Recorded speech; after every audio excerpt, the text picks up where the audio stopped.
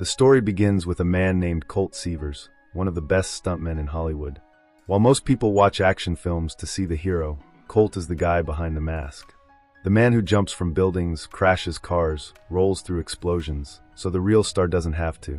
He's been the double for Tom Ryder, Hollywood's top action star, for years. Their faces are nearly identical, and together, they make movie magic. Colt's stunts are legendary. He lands every take perfectly, rarely needing a second shot. He's professional, precise, and fearless. His work is the secret weapon behind Tom's fame. But while Tom enjoys the limelight, Colt remains behind the curtain. Colt's not alone in this world. He has Jody Moreno, a talented and ambitious camera operator. She's not just his coworker, she's his partner, his love, his future. The two are planning to get married. Jody dreams of directing her own films someday, and Tom, surprisingly, supports her vision. For Colt and Jody, everything seems to be falling into place. But life doesn't always follow the script. One day, during a major stunt for a film, Colt is asked to leap off a tall building for a crucial scene. As always, he lands it perfectly. But Tom isn't satisfied with the shot and demands a retake. Colt agrees, not knowing that something on the set isn't properly secured. The second take goes horribly wrong. Colt crashes hard. He's badly injured. That one stunt ends his career. 6 months pass. Colt is no longer the guy behind the hero. He's just the guy limping through life, emotionally wrecked. Hollywood forgets him. Producers blacklist him. Rumors spread that he's unreliable. Stuntmen and actors whisper behind his back. Crushed by shame and regret, Colt disappears. He cuts ties with everyone, even Jody. The woman he loved, the one who believed in him, is left behind with no explanation. Time moves on. Colt now works at a quiet diner, far from the glamour of the film world. He avoids the industry, avoids the past. But one night, everything changes. He gets a call from a film producer. They're making a massive new movie starring Tom Ryder. And they want Colt back to do the stunts. Colt immediately refuses. That life is behind him. But then comes the twist. The producer says Jody is directing this movie. Her first time as a director. And she personally asked for Colt. That one detail breaks his resolve. Colt agrees. Not for the money. Not for the fame. But because he wants to help Jody succeed. He still cares. When Colt arrives on the new film set, the team begins by doing a full face scan of his likeness, something they've never done before. He meets his old stunt buddies, smiles, and pretends he's fine. But deep inside, nerves are raw. Jody is there too, but she hasn't seen Colt yet. Soon, it's time for Colt's big return to action. In front of the cameras, explosions go off, the car screeches, and Colt drives full speed through the mayhem. But the wet sand throws things off. The car spins out, crashes into a crane.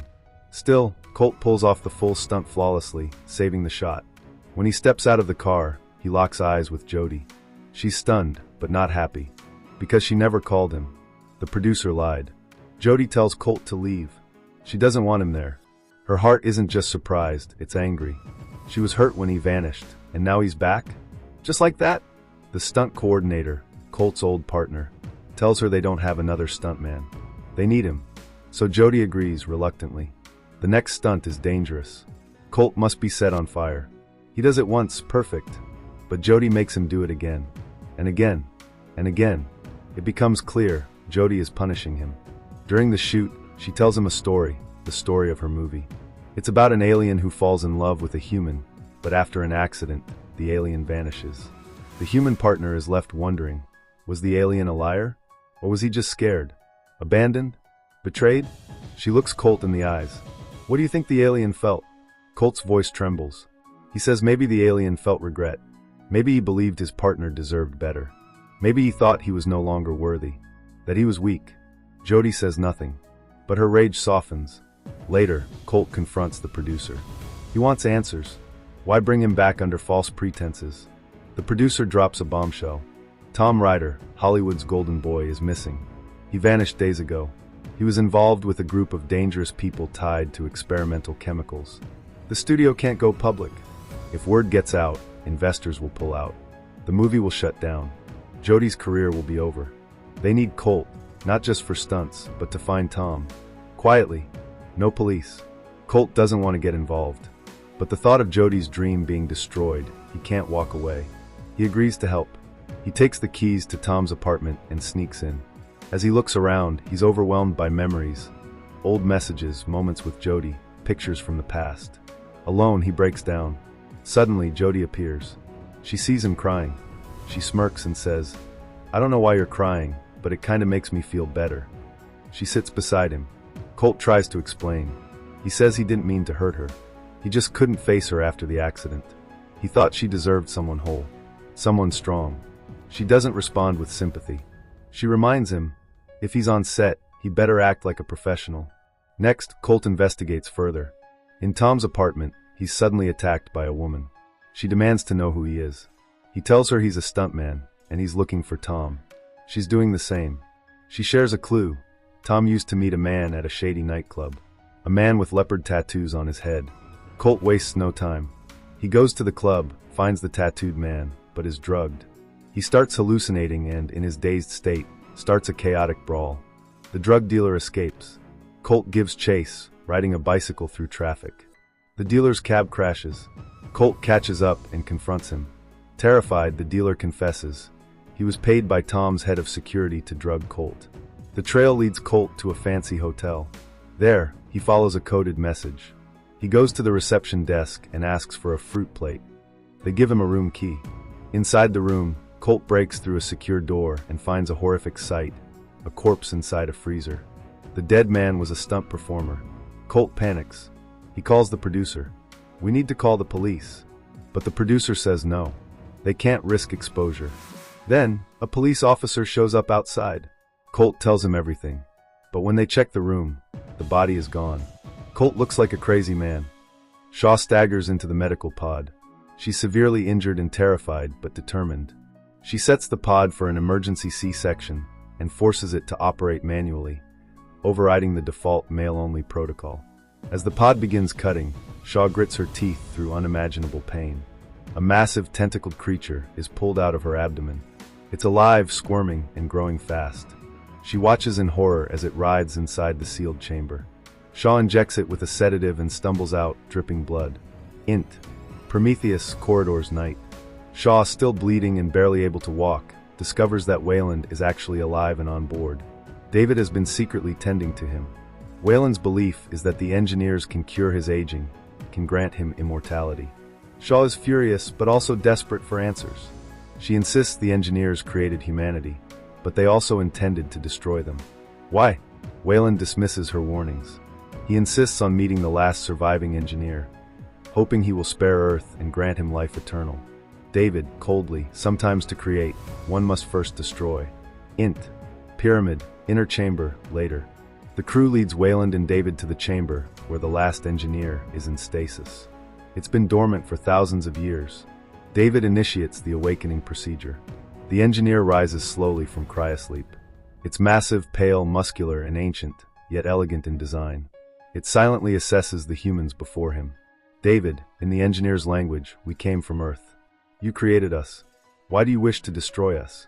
The engineer doesn't answer. Instead, it gazes at Wayland, then back at David, then suddenly it lashes out. In a violent fit of rage, the engineer rips David's head off and slams Wayland to the ground, killing him instantly. Shaw screams and runs. The engineer, now fully awakened and enraged, marches toward the control panel. His mission: to launch the ship and complete the ancient directive, bring bioweapon death to Earth. Int. Prometheus, bridge, simultaneous. Yannick, the captain, watches all this unfold via surveillance feeds. He quickly realizes what's about to happen. The engineer's ship is prepping for takeoff. Yannick contacts Shaw, who pleads with him. Shaw, on comms, he's going to Earth. You have to stop him. Don't let him leave. Yannick, a man of principle, makes a brave decision. He and his two crewmates prepare to ram Prometheus into the departing alien ship, sacrificing themselves to save Earth. Ravel. Captain, are you really doing this? Yannick. A king has his reign, and then he dies. It's inevitable. They set course directly into the ship's path. EXT. Engineer's ship, lifting off sky. The massive crescent-shaped ship begins to rise above the moon's surface. As it climbs, Prometheus comes roaring from below, Yannick's final stand. In a thunderous impact, Prometheus crashes into the ship midair. Both explode in a fiery ball of destruction. A huge chunk of wreckage crashes down. Int. Escape pod, Shaw moments later. Shaw barely survives the chaos. With her oxygen running low, she stumbles back toward the lifeboat module. But she's not alone. The creature she surgically removed, the trilobite, has grown. It's now the size of a room. Massive, tentacled, and pulsating. She sees the engineer approaching the pod. He also survived the crash. The engineer storms in, seeking Shaw, but instead he's met by the fully grown trilobite. It lunges at him, wrapping its powerful tentacles around his body. Despite his strength, he is overwhelmed. The trilobite forces a proboscis down the engineer's throat, impregnating him, mirroring the cycle the engineers once began. Shaw escapes and watches in horror from outside the module. Engineer's ship crashed later. David's decapitated head lies amid the wreckage. But he's still operational. His AI core is intact. He contacts Shaw. David, voice Dr. Shaw. I can help you leave this place. But I need your help. Shaw, wounded and exhausted, retrieves his head. Shaw, you said you understood their language. Why? Why did they hate us? David. Sometimes there is no simple answer. They created us, and like any parent, they may have been disappointed. Pyramid, storage bay later. Using David's knowledge, Shaw finds another engineer ship, still intact and functional. She decides not to return to Earth. Her goal now is to find the engineer's home world and ask the most fundamental question. Why did you create us? David warns her. The answers may not be what you hope. Shaw, I deserve to know. She attaches David's head to a control panel and pilots the ship away from LV-223. LV-223, Moon's surface, final shots. Back in the ruins of the lifeboat module, something stirs. The engineer's corpse convulses, his body mutates grotesquely. Suddenly, a new life form bursts out of his chest, similar to the xenomorphs we know, but more primitive. Long limbs, metallic skin, inner jaw, it screams into the void. The first deacon is born. Fade out,